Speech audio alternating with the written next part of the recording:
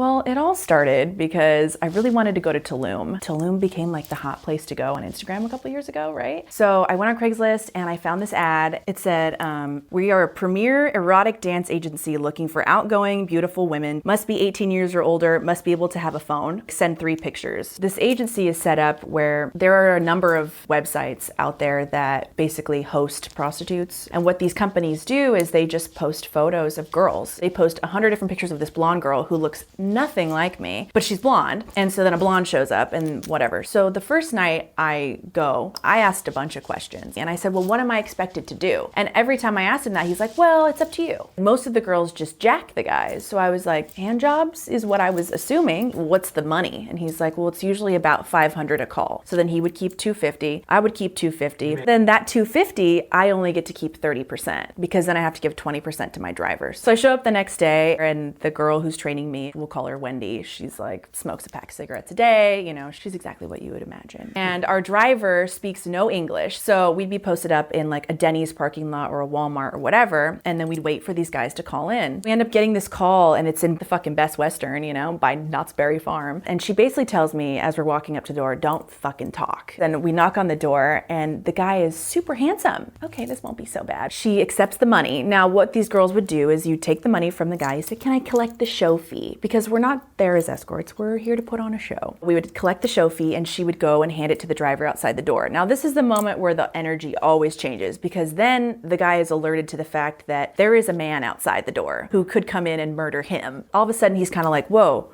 what's going on? And then instantly, as soon as the money has been handed over, she's like, listen here, motherfucker. I'm not doing anything with you unless you give us another 1,000. And he's like, that's all I have. And she's like, okay, well, give me more. And he's like, well, I don't have any more. And she's like, okay, well, do you want us to dance for you with our clothes on? And he's like, no, that's okay. And she's like, all right, we're out of here. And as I'm walking out, I'm like, is that what they meant by jacking the guys? This is the best job in the world. We saw like 7 people that night and it was the same thing back to back to back. There was no threat needed. It was just like, well, you're stupid. Give us more money. And sometimes the guys would be like, all right, just chill here for a minute. Let me see. And they'd like try to buy time. And we'd just be like, you've got 3 seconds. And they'd be like, oh, I don't have any money. And then they leave. I think a lot of it works off of the shame angle for these guys where it's like, stupid, you know, and they're like embarrassed. So then what are they going to do? I ended up making like $1,100. Plenty of money to go to Tulum, you know? So when I went back for my second night, I thought it was going to be the same thing, but I actually was on my own already. They were like, you're good. Wendy and I were out of the room in 5 minutes flat. And the second night I'm in there and I'm like, so what do you do for work? Like, it's like all of a sudden I'm like, how do I get out of here? They had told me that you should always wear flip-flops because a lot of the guys will ask you to take your shoes off to make them feel like you're not going to run. Because men who do this, they're familiar with the scheme. This has happened to them before and they know what to look for. I wouldn't do the whole hand the money out to the driver thing because I would be in and out so quickly. Yeah. Normally I wouldn't have to. And I felt like that was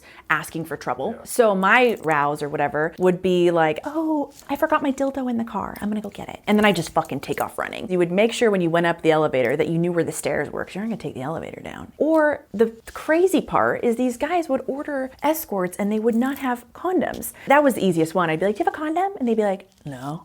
And then they'd be like, it's all right. It's all right? It's all right for who, dude? So I did this successfully for 2 weeks. I never had to do anything sexual at all. I had ended up giving so much money away and I was like, you know, I don't need a driver. I can do this by myself. I've got a taser. What do I have to lose? So I called my pimp and I was like, I don't want a driver anymore. He's like, good girl. You could start tomorrow by yourself. My last night was the craziest fucking night of my life. I drive out there and this night I'm alone. I get to one call where the guy chases me out into the lobby, which was the first time that's ever happened. And that night I had left my car in valet because I'd be like, I'm just going to run up there. I forgot something. I'll be back in 5 minutes. So I am running out to my car and there's like a crowded restaurant. I book through the restaurant. I try to go out this door. It's the emergency exit. The emergency exit alarm goes off and I see him running after me and I'm peeling out and I'm like, I'm so glad this is my last night doing this because now I am flush for Tulum, you know? So I get that call and then I met up with this other girl and her escort name is Alexis. which is ironic because that's my real name. And I'm like, hey, what's up? And she's like, it's my first night. I've never done this before. And I have this like full circle moment where I'm like, whoa, this is my last night. I'm Wendy in the situation now. I'm like seasoned and I'm hard and I know the drill, you know? And our call is to like 2 guys for this Airbnb in San Diego. So we get up there, these 2 guys meet us at the door and they open the door, and this is not 2 guys, this is like 8 guys. And they're all rowdy and they're all upstairs in this like loft, and there's like a couple guys downstairs, and she's scared out of her mind. And I'm like, don't worry about this, like I know what to do.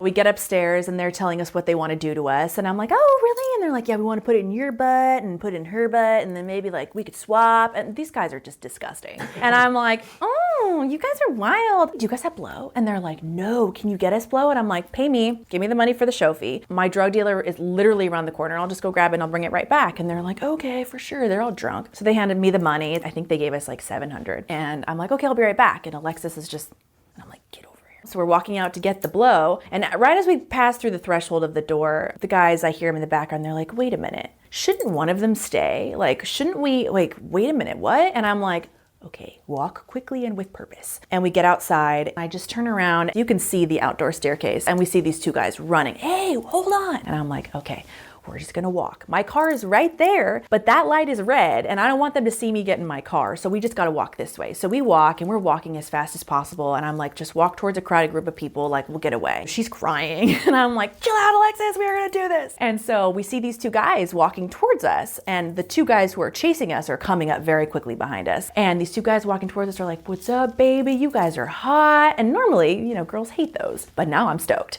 And I'm like, hi, you're hot too. Listen, these 2 guys are chasing us and they're trying to assault us. Can you please handle this? And they're like, no problem.